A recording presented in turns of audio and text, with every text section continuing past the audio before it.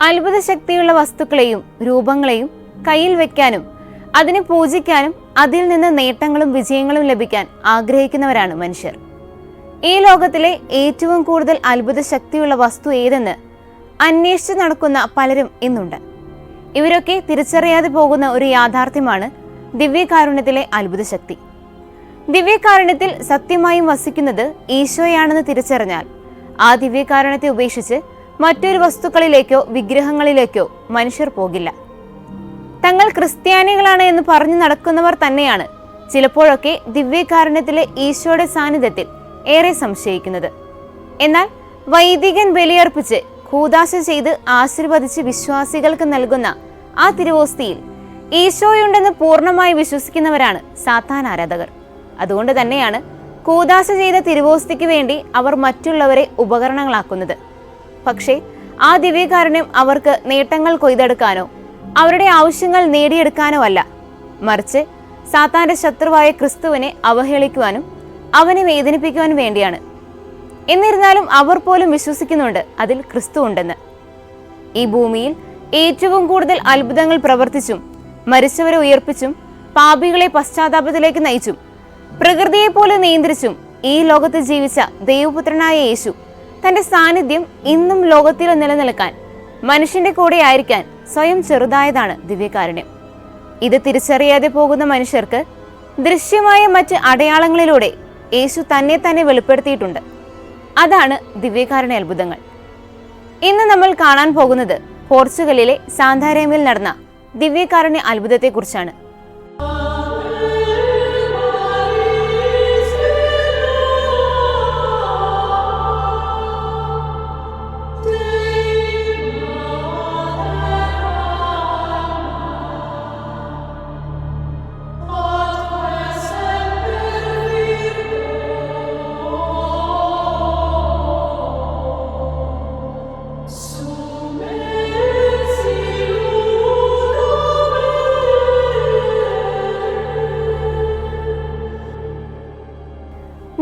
ഇടയ കുട്ടികൾക്ക് പരിശുദ്ധ അമ്മ പലതവണ പ്രത്യക്ഷപ്പെട്ട പ്രശസ്തമായ സ്ഥലമായ ഫാത്തിമയിൽ നിന്ന് അരമണിക്കൂർ മാത്രം അകലെയുള്ള പോർച്ചുഗലിലെ ഒരു നഗരമാണ് സാന്താരേം.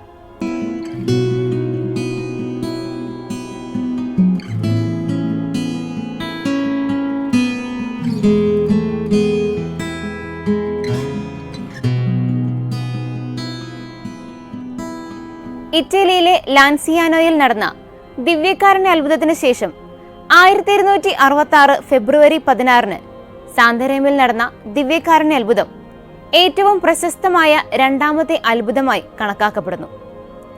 ഈ ദിവ്യകാരുണ്യ അത്ഭുതം ദേവാലയത്തിലല്ല, ഒരു വീടിനകത്താണ് സംഭവിച്ചത്. ഭർത്താവിന്റെ അവിശ്വസ്തത കാരണം സാന്താരേമിൽ കഴിഞ്ഞിരുന്ന ഒരു പാവം സ്ത്രീ ഒരുപാട് വേദനിച്ചു. എന്തു ചെയ്തിട്ടും തന്റെ ഭർത്താവിന്റെ സ്വഭാവം ശരിയാവാത്തതിൽ ദുഃഖിച്ച ആ സ്ത്രീ പ്രാർത്ഥനകളും മറ്റു കാര്യങ്ങളും ചെയ്തു പോന്നു. പക്ഷെ എന്തു ചെയ്തിട്ടും ഭർത്താവ് വിശ്വാസത്തിലേക്ക് വരുന്നില്ല. ഭർത്താവിനെ തിരികെ ലഭിക്കുന്നതിന് വേണ്ടി അവസാനം അവൾ ഒരു മന്ത്രവാദിനിയുടെ സഹായം തേടാൻ തീരുമാനിച്ചു. മന്ത്രവാദിനിയെ തേടിയിറങ്ങിയ ആ സ്ത്രീ ഒടുവിൽ മന്ത്രവാദിനിയെ കണ്ടെത്തുകയും തന്റെ ഭർത്താവിന്റെ കാര്യങ്ങളെല്ലാം മന്ത്രവാദിനിയോട് പറയുകയും ചെയ്തു. ഇതെല്ലാം കേട്ട മന്ത്രവാദിനി ഭർത്താവിന്റെ അവിശ്വസ്തത മാറ്റാമെന്നും തന്റെ ഭർത്താവ് വീണ്ടും മുമ്പത്തെ പോലെ തന്നെ സ്നേഹിക്കുമെന്ന് അവൾക്ക് വാഗ്ദാനം ചെയ്തു. പക്ഷേ പ്രതിഫലമായി ഒരു സമ്മാനം മന്ത്രവാദിനി ആവശ്യപ്പെട്ടു. അത് കേട്ട് ആ പാവം സ്ത്രീ ഒന്ന് പതറി.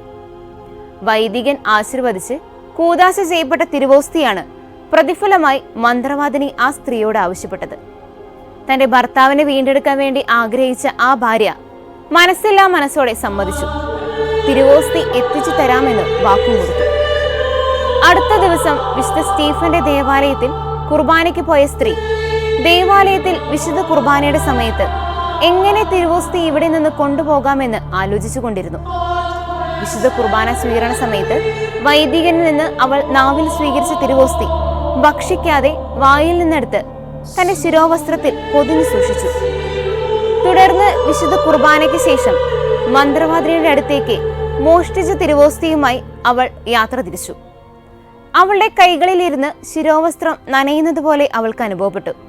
അവൾ കയ്യിലിരുന്ന തുണി തുറന്നു നോക്കിയപ്പോൾ അത്ഭുതമെന്ന് പറയട്ടെ, പള്ളിയിൽ നിന്ന് മോഷ്ടിച്ച തിരുവോസ്തിയിൽ നിന്ന് രക്തം വരുന്നു. പിന്നീട് തിരുവോസ്തിയിൽ നിന്ന് രക്തമൊഴുകി ശിരോവസ്ത്രം മുഴുവൻ രക്തത്താൽ നിറഞ്ഞു. തിരുവോസ്തിയിൽ നിന്ന് രക്തത്തുള്ളികൾ താഴേക്ക് വീഴാൻ തുടങ്ങി. ആ സ്ത്രീയുടെ കൈകളിൽ രക്തക്കറ കണ്ടപ്പോൾ അവർക്ക് എന്തോ അപകടം സംഭവിച്ചു എന്ന് കരുതി കൂടെയുണ്ടായിരുന്ന യാത്രക്കാർ അവളെ സഹായിക്കാൻ വന്നപ്പോൾ അവൾ ഭയന്ന് മന്ത്രവാദിനിയുടെ അടുത്ത് പോകാതെ വീട്ടിലേക്ക് ഓടിപ്പോയി. രക്തം പുരണ്ട തിരുവോസ്തിയും ശിരോവസ്ത്രവും എന്ത് ചെയ്യണമെന്നറിയാതെ അവൾ ഭയപ്പെട്ടു. ഒടുവിൽ ഇതെല്ലാം രഹസ്യമായി സൂക്ഷിക്കാൻ തീരുമാനിച്ച് മുറിയിലെ മരം കൊണ്ട് നിർമ്മിച്ച ഒരു പെട്ടിക്കുള്ളിൽ അവൾ അത് ഒളിപ്പിച്ചു വെച്ചു. ഭർത്താവ് അന്ന് വൈകുന്നേരം വൈകി എത്തിയപ്പോൾ അവൾ ഒന്നും മിണ്ടാതെ ഉറങ്ങാൻ കിടന്നു. അവളുടെ പാപത്തിന്റെ കുറ്റബോധം അവളെ വേദനിപ്പിച്ചു. ഒരുപക്ഷെ തിരുവോസ്തിയിൽ നിന്ന് രക്തം പുറത്തേക്ക് ഒഴുകിയാലോ എന്ന് പോലും അവൾ കരുതി. അന്ന് രാത്രി അവളും ഭർത്താവും കിടന്നുറങ്ങുമ്പോൾ മുറിയിൽ വലിയൊരു പ്രകാശം. തങ്ങളുടെ മുറി പകൽ പോലെ പ്രകാശിക്കുന്നത് കണ്ട് അവർ അതിശയപ്പെട്ടു. ഈ പ്രകാശം എവിടെ നിന്നാണ് വരുന്നതെന്ന് നോക്കിയപ്പോൾ അത് പെട്ടിക്കുള്ളിൽ നിന്നാണെന്ന് അവർക്ക് മനസ്സിലായി. ഇതെല്ലാം കണ്ട് ഒരുപാട് പേടിച്ച ഭാര്യ സംഭവിച്ചതെല്ലാം ഭർത്താവിനോട് പറഞ്ഞു. താൻ മന്ത്രവാദിനിയെ കാണാൻ പോയതും മന്ത്രവാദിനി പറഞ്ഞ് പള്ളിയിൽ നിന്ന് തിരുവോസ്തി മോഷ്ടിച്ചതും ആ തിരുവോസ്തിയിൽ നിന്ന് രക്തം വന്നതുകൊണ്ടാണ് പെട്ടിക്കുള്ളിൽ ഇത് സൂക്ഷിച്ചതെന്നും ഭർത്താവിനോട് ഏറ്റു പറഞ്ഞപ്പോൾ അദ്ദേഹം മാനസാന്തരപ്പെട്ടു.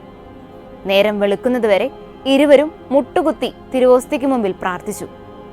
പിറ്റേന്ന് രാവിലെ തന്നെ അവർ പള്ളിയിലെ വൈദികനെ വിവരം അറിയിച്ചു. സംഭവം അറിഞ്ഞ വൈദികൻ ഉടൻ തന്നെ വീട്ടിലേക്കെത്തി.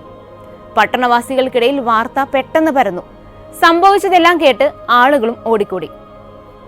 മരപ്പെട്ടിക്കുള്ളിൽ രക്തമൊഴുകുന്ന തിരുവോസ്തി വൈദികൻ കണ്ടു.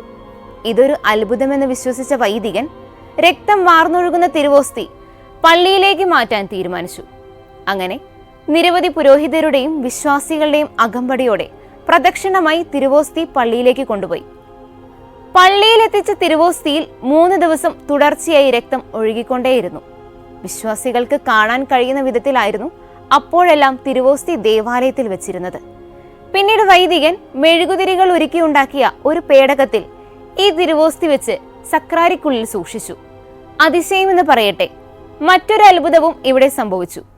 1340 രക്തം വാർന്ന തിരുവോസ്തി കാണാൻ തുറന്നപ്പോൾ തിരുവോസ്തി സൂക്ഷിച്ച മെഴുകുപാത്രം തകർന്ന് കഷ്ണങ്ങളായി കിടക്കുന്നതായി കണ്ടു. മാത്രമല്ല തിരുവോസ്തിയും രക്തവും ഒരു ക്രിസ്റ്റൽ പാത്രത്തിൽ ഇരിക്കുന്നതായി കണ്ടെത്തി. പിന്നീട് 1946 പോർച്ചുഗലിലെ അൽഫോൺസോ 4 രാജാവ് ഇതിനെക്കുറിച്ച് വിശദമായി രേഖപ്പെടുത്താൻ ഉത്തരവിട്ടു. ഈ രേഖകളിൽ നിന്നെല്ലാമാണ് ഈ ചരിത്ര സംഭവം ലോകമറിഞ്ഞത്. 1997 അത്ഭുതം സംഭവിച്ച ഈ തിരുവോസ്തി വലിയൊരു ശാസ്ത്രീയ പരിശോധനയ്ക്ക് വിധേയമാക്കി. പരിശോധനയിൽ ഇതൊരു മനുഷ്യന്റെ മാംസമാണെന്നും രക്തമാണെന്നും വിദഗ്ധർ സ്ഥിരീകരിച്ചു. ടൂറിനിലെ തിരുക്കർച്ചയിലെയും ലാൻസിയാനയിലെ ദിവ്യകാരുണ്യ അത്ഭുതത്തിലെയും പോലെ AB പോസിറ്റീവ് രക്തഗ്രൂപ്പാണ് ഈ തിരുവോസ്തിയിലും കാണുന്നത് എന്ന് വിദഗ്ധർ രേഖപ്പെടുത്തി. 750 വർഷത്തിലേറെയായി സംരക്ഷിക്കപ്പെട്ടിട്ടുള്ള ഒരു അത്ഭുതകരമായ സംഭവമാണിത്. ചരിത്രത്തിലുടനീളം നിരവധി വിശുദ്ധരും രാജാക്കന്മാരും സാന്താരേമിൽ ഈ അത്ഭുതത്തെ കണ്ട് ആരാധിച്ചിട്ടുണ്ട്. 1295 1322 ഇത് സന്ദർശിച്ച പോർച്ചുഗലിലെ രാജ്ഞി വിശുദ്ധ എലിസബത്ത് ഉൾപ്പെടെ 16-ാം നൂറ്റാണ്ടിന്റെ മധ്യത്തിൽ ഇന്ത്യയിലേക്കുള്ള തന്റെ മഹത്തായ മിഷണറി യാത്ര ആരംഭിക്കുന്നതിന് മുമ്പ് വിശുദ്ധ ഫ്രാൻസിസ് സേവ്യർ ഒരു തീർത്ഥാടനത്തിനായി സാന്താരേമിലെത്തിയിരുന്നു. എല്ലാ വർഷവും ഏപ്രിൽ മാസത്തിലെ 2ാമത്തെ ഞായറാഴ്ച അത്ഭുതം നടന്ന ദമ്പതികൾ താമസിച്ചിരുന്ന വീട്ടിൽ നിന്ന് ആരംഭിച്ച് പള്ളിയിൽ അവസാനിക്കുന്ന ഘോഷയാത്രയിൽ ദിവ്യകാരുണ്യ അത്ഭുതം കൊണ്ടുപോകും. 1684 മുതൽ ഈ വീട് ഒരു ചാപ്പലാണ്. സെന്റ് സ്റ്റീഫൻ എന്ന പേരിൽ അറിയപ്പെട്ടിരുന്ന ഈ ദേവാലയം ഇന്ന് ഹോളി ഫാമിലി മിറാക്കിൾ എന്ന പേരിലാണ് അറിയപ്പെടുന്നത്. ക്രൈസ്തവ വിശ്വാസത്തിന്റെ കേന്ദ്രബിന്ദുവായ പരിശുദ്ധ കുർബാനയിൽ നമ്മുടെ കർത്താവായ യേശുക്രിസ്തുവിന്റെ ശരീരവും രക്തവും സന്നിഹിതമായിരിക്കുന്നുവെന്ന് നാം വിശ്വസിക്കണം. ഈ ദിവ്യരഹസ്യത്തിന് കൂടുതൽ ശക്തി പകരുന്നതും നമ്മുടെ വിശ്വാസത്തെ ദൃഢപ്പെടുത്തുന്നതുമാണ് ഈ അത്ഭുതങ്ങൾ സംഭവിക്കുന്നത്. വിശുദ്ധ കുർബാനയുടെ പ്രാധാന്യം, അതിന്റെ ദിവ്യരഹസ്യം, വിശ്വാസത്തിന്റെ കണ്ണുകൾ കൊണ്ട് അതിനെ എങ്ങനെ സ്വീകരിക്കണം എന്നതിനെക്കുറിച്ച് കൂടുതലായി പഠിക്കാനും സംഭവിച്ച അത്ഭുതങ്ങളുടെ ചരിത്രപരമായ തെളിവുകളും സഭാപരമായ അംഗീകാരവും മനസ്സിലാക്കുവാനുമുള്ള ഒരവസരമാണ് ഈ പ്രോഗ്രാം. ഈശോയുടെ സ്നേഹം നമ്മിലേക്ക് ഒഴുകിയിറങ്ങുന്ന ദിവ്യകാരുണ്യത്തെ ആരാധിക്കാനും വിശ്വാസത്തോടെ സ്വീകരിക്കാനും നമുക്ക് സാധിക്കട്ടെ.